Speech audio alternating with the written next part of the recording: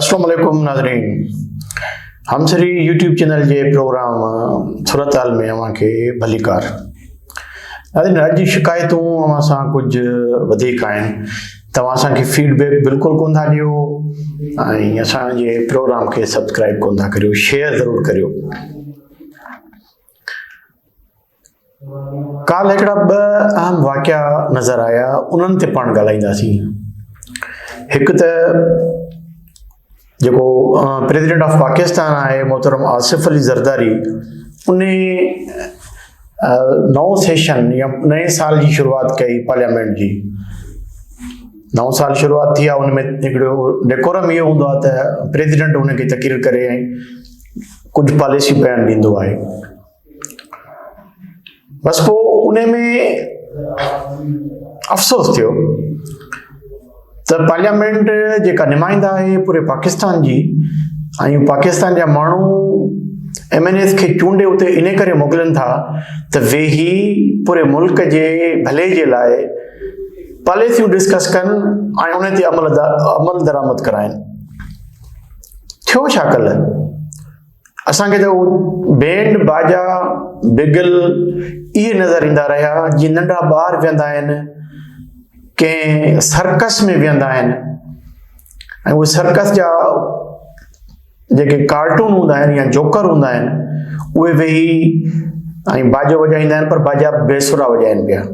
जेकॾहिं सुरीला वॼाईंदा न त बि असां चऊं त चलो कुझु त आवाम पाकिस्तान जेके एंटरटेनमेंट मिली, पर हीअ त बिल्कुलु ई बेसुरा बाजा वॼाइनि पिया, बेसुरा बिगल वॼाइनि पिया। ऐं असां तव्हांखे पहिरीं ॿुधायो हुयो त पार्लियामेंट क़ौमी असेंबली में 1 कलाक ते 2 करोड़ रुपया पाकिस्तान जे ग़रीब आवाम जे टैक्सनि जा ख़र्च करे थी।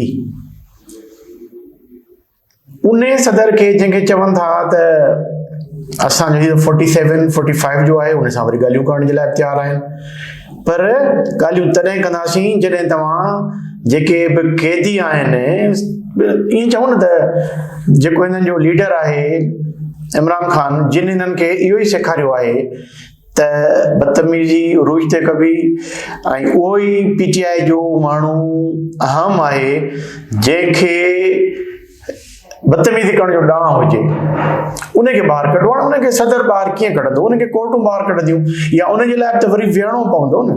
वरी पोइ तव्हां जंहिं महिल विहंदो त पोइ 45 आहे, 47 आहे। हिकु दफ़ो चओ था तव्हां त इहे असां मञूं कोन था, वरी तव्हां उनखे अयाल सादिक जेको स्पीकर आहे उनखे मञूं था पिया।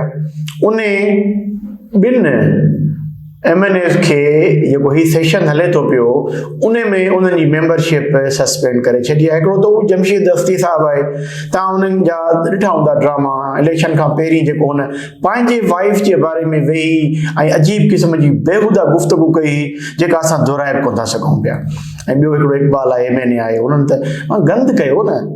ऐं उन खां जॾहिं जमशेद दस्ती खे हिकिड़ो इंटरव्यू ॾिए पियो कॉरिडोर्स में, त उते हिकिड़ो जियालो अची वियो, हुन चयो ही माण्हू त ट्रक ड्राइवर आहे न।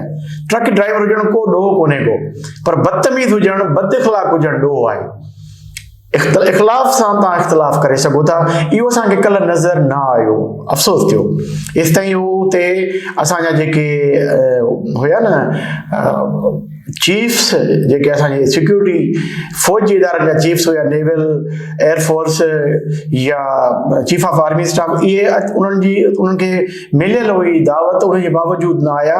छो त चयो थो वञे त हिननि जा 4 अहिड़ा MNA तयारु कया विया हुया जेके जिथे वियनि हा गैलरीज़ में अचे, उन्हनि सीटुनि जे साम्हूं ही पंहिंजे बानी चेयरमैन जा फोटू खणी ऐं घुमनि ऐं वॾा नारा हणनि न, ऐं उते वरी बदतमीज़ी कनि। त इन जे करे उन्हनि खे शायदि ख़बर पइजी वई अथनि जो इन जेको अहिड़े क़िस्म जो ड्रामो आहे इहो न थिए त बहितर आहे। सो इहो हिकिड़ो सुठो इज़हार कोन हुयो, पर हिननि मां उमेद त इहा ई आहे। PTI मां जेकर असां उमेद वेही करियूं, ऐं उन हिकिड़ी औरत आहे, तव्हां खे ॾिठो हूंदो, जियो जी हिकिड़ी औरत आहे, औरत रिपोर्टर आहे, उन हिकिड़ी रिपोर्ट ॾिनी आहे। रिपोर्टर जो कमु रिपोर्ट ॾियणु आहे, उन समरी खणी आई आहे जेका मूव थी आहे त मिसाल यूसुफ सई साहिबा जेका स्पोक्स पर्सन हुई असांजी जेका बीबी बुशरा साहब आहे उन जी ऐं हींअर एडवाइज़र टू CM KP आहे उन जी गाॾी जे लाइ 1,71,00,000 रुपए जी समरी मूव थी आहे। हिकिड़ो ग़रीब मुल्क उन जो वरी हिकिड़ो ग़रीब सूबो उन खे उन डिनाए कयो, डिनाए करण जो हक़ हुयो, पर उन ते इल्ज़ाम लॻायो त हिन ते गाॾियूं ॾिनियूं ऐं हिन सां मूंखां पैसा वरिता आहिनि।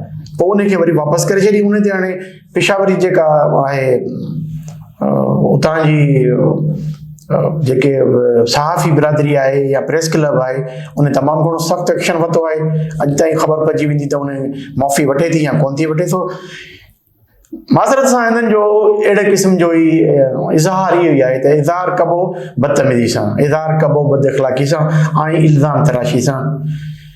इन जे करे त इल्ज़ाम लॻाइण जी उहा तहक़ीक़ कोन थी थिए। शानदाना गुलज़ार हुजे या मरवत साहब हुजे जेके इल्ज़ाम लॻाइनि था उन्हनि खे घटि में घटि हुकूमत बि हिकिड़े एंड ताईं पहुचाए त उनजा इल्ज़ाम दुरुस्त हुया त पोइ पाण माफ़ी वठे हुकूमत, जेकॾहिं दुरुस्त न हुया त पोइ हिननि खां माफ़ी वठाए। अवाम जा अॾो पधरा था थियनि। ॿियो असांखे कल्ह करतारपुर में हिकिड़ो तमामु भलो हिकिड़ो मंज़र नज़र आयो जिथे मोहतरमा मरियम नवाज़ शरीफ़ ॾाटो खणी ऐं जीअं असांजी बैराडी में औरत हिकिड़ी हरियाणी हूंदी आहे ऐं वञी लाबारो कंदी आहे।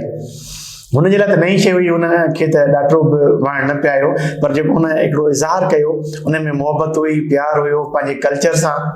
CM पंजाब मोहतरमा मरियम नवाज़ जो तमामु हिकिड़ो बहितर अमल हुयो जॾहिं हू पूरी दुनिया मां आयल मेलो बैसाखी जो मेलो मल्हाईंदड़ सिख यात्रनि सां गॾिजी ऐं उन्हनि खे जॾहिं हुन पंहिंजी ॿोली में तक़रीर कई ऐं इहो पिणु वाज़े कयो त नवाज़ शरीफ़ साहब जी पॉलिसी आहे ऐं असांजी पॉलिसी आहे त जेके पड़ोसी आहिनि, जेके असांजा पाड़ेसरी आहिनि उन्हनि सां राब्ता बहितर रखूं, उन सां वण जो वापारु कयूं। असां उनजे इन बयान खे बि तमामु घणी अहमियत ॾियूं था ऐं उन खे बि वेलकम कयूं था पिया। हाणे जॾहिं ॻाल्हि थिए पई पाड़ेसरनि सां बहितर हलण जी त पूरे पाकिस्तान जी जेका सरहद इंडिया सां लॻे थी पई उन में सिंध सूबे जी बि इलाही पखेड़ में तक़रीबन 500 किलोमीटरनि में या 450 किलोमीटरनि में जेका बावड़े खां शुरू थिए थी पई ऐं पोइ गोचकी, पोइ खैरपुर, पोइ सांगड़ ऐं इहो हलंदे हलंदे अचे नंगर पारकर ताईं पहुचे थी। हेॾां वरी बदीन खां जेको साम्हूं गुजरात लॻे थो त गुजरात जो सूबो ऐं राजस्थान जो सूबो, इहे ॿ त जेके वॾा सूबा आहिनि इन्हनि जूं सरहदूं पंहिंजे सिंध सूबे सां मिलनि थियूं। सिंध सूबो पाकिस्तान जो हिसो ई आहे। हाणे जॾहिं असांजा सिख ॿाहिरि हिते अचनि था त उन्हनि खे पंजाब में तमामु घणी पज़ीराई मिले थी त सिंध जो जेको हिंदू आहे उहो बि जॾहिं पार्टीशन थियो हुयो त हितां माइग्रेशन करे ऐं इंडिया वियो हलियो ऐं उन्हनि जो जेको घणो तइदाद आहे न उहो बि गुजरात में ऐं हिन में आहे राजस्थान में। जेके सिंध जा हिंदू हुया उन्हनि जा तीर्थ आस्थान हिते इलाही सारा आहिनि।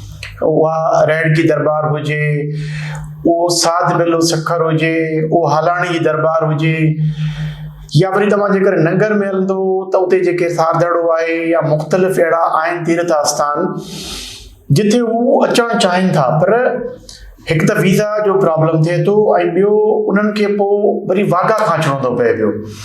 विच में असां थर एक्सप्रेस शुरूआत कई हुई जंहिंसां इलाही सारा माण्हू हिन पासे जा हुन पासे विया पिए ऐं इंडिया जा बि इलाही सारा माण्हू हिन पासे आया पिए छो त उनजो ख़र्चो सफ़ा घटि पिए आयो। थर एक्सप्रेस खे बंदि कयो वियो आहे।